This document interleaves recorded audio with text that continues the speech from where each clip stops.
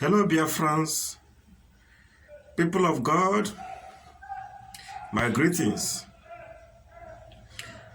I've come to warn us because where there is no vision, the people perish. And where there is no revelation, the people keep making mistakes. I've come to warn us regarding the man called Aaron, the Uwazurike that you know. Uwazurike is Aaron. What he's doing now, he has done it before. Now listen, let me explain very, very well the way you will understand it. When God commissioned Moses to liberate the children of Israel from Egypt, Moses was a stammerer, so he needed a spokesman. And Aaron, his brother, was used as his spokesman. Moses and Aaron went all through the processes and procedures. And the people of Israelites was delivered. But something is worthy to note, that when Prophet Moses went to the mountains to receive the 10 Commandments from our Creator, Jehovah, the children of Israel made a very big mistake. Now ask yourself, these same people that saw the wonders of God, these same people that God rained down manna from heaven and fed them, these same people that God demarcated the Red Sea for them to pass through, these same people that saw the Egyptians being swallowed up by the Red Sea, these same people that walked in the desert for years and none of them was sick, none of them died. These same people that did not even experience mosquito bite, these same people that drank from water from the rock, these same people that saw the marvelous work of our God, our Creator, these same people that saw the wonders that Moses was doing by the power of God Almighty, these same people that witnessed all these things, just within some few days that Moses went to meet the Lord in the mountains, they did not see Moses. These same people start to grumble. They started grumbling and they started requesting for another God. What a people. What disobedient people. And Moses was away on top of the mountains. And Aaron, who should be the second man in command per se, what did he do? Instead of him to calm these people down, instead of him to continue referencing the words of the Lord before them, he asked them to bring their golden earrings, ornaments, and what have you. The Bible records that the children of Israel brought all their golden earrings and wristwatches and those gold they collected from Egyptians. And Aaron molded them,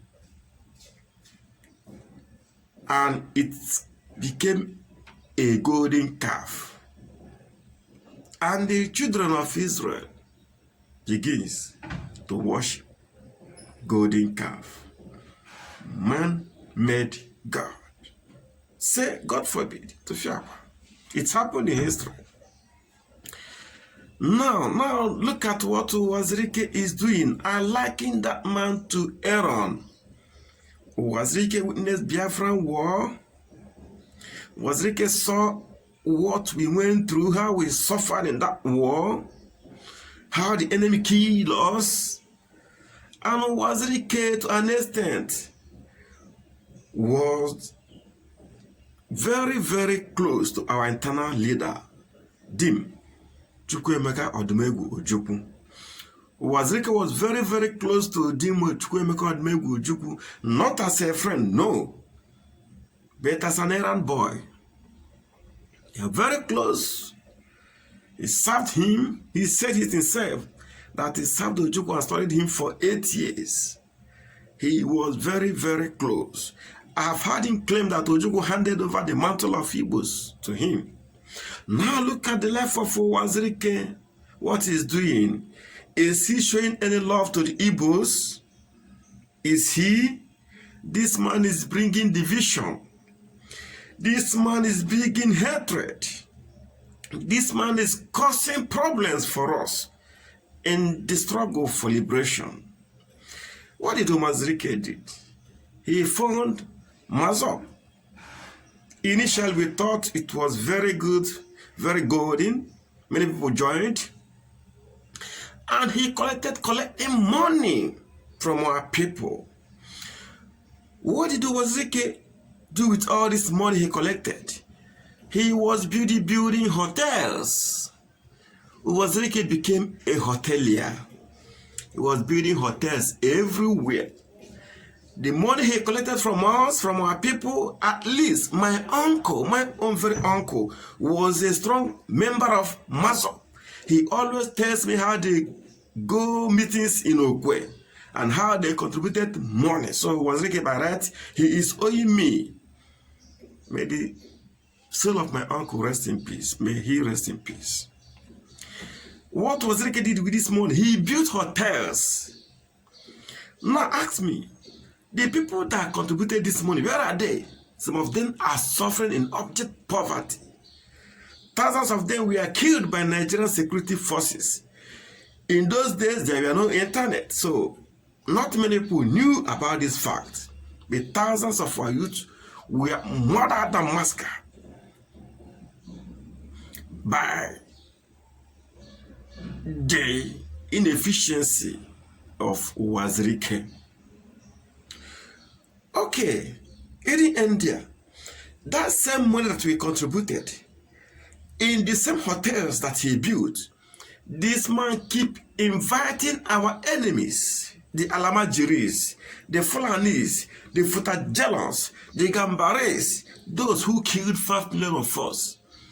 Uwazurike keep inviting them in these hotels, and they will come, they will sleep over, they will eat and drink and make merry. They were just pissing on the grave of Biafrans. Uwazurike, you are an evil man. He brought our enemies, and they are marching on the grave of Biafrans that they killed.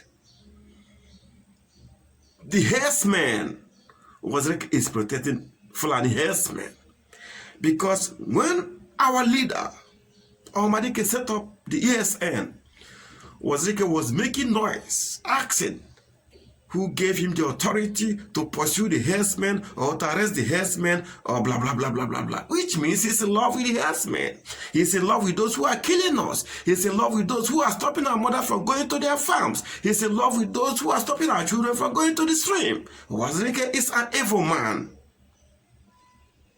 The hotels he built is the golden calf that Aaron made for the children of Israel. And the hotels he's built is being enjoyed by our enemies, the Alamajiris, the Fulanis, the Futajalos, the Janjaweed that are killing us over the years. Those are the people who are enjoying our sweat.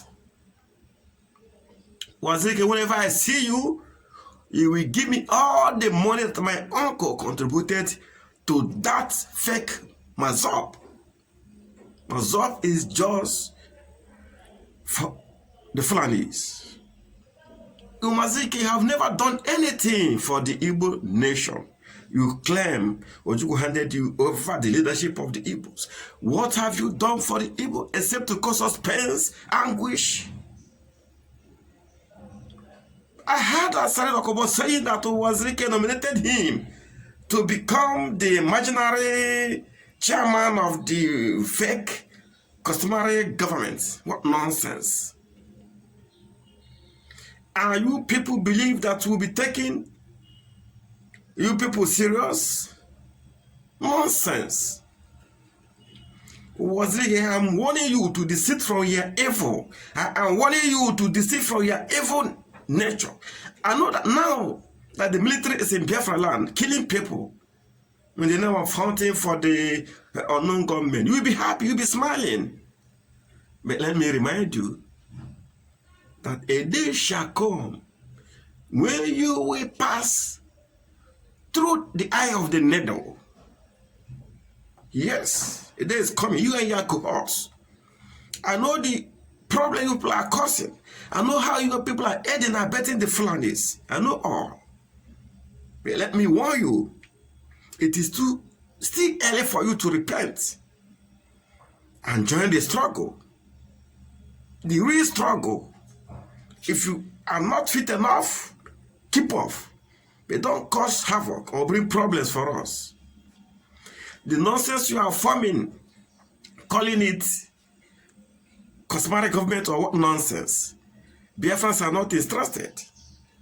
If you recall, when Osare said that Uchemefo, deputy leader of, he was so happy, so full of pride, so full of himself, mentioning IPOB, Uchemefo, deputy leader, IPOB.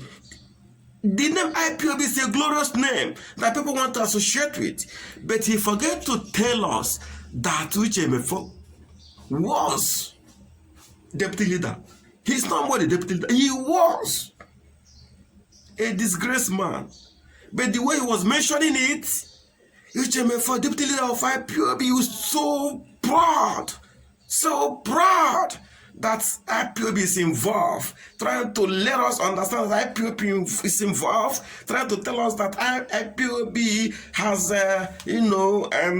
giving them a kind of recognition, trying to tell us that an organization as important as IPOB, knows about is what nonsense. The man that supported you was former deputy. He's no more our deputy. Even when he was a deputy, I said it openly that he never merited it. What nonsense. What nonsense. Be careful. Uwazurike, this video is for you. People should send this video to you. You have brought pains to us. You have brought anguish to us Biafrans. You never done anything positive for us. Be careful. Be careful to be forewarned from other. That is my case.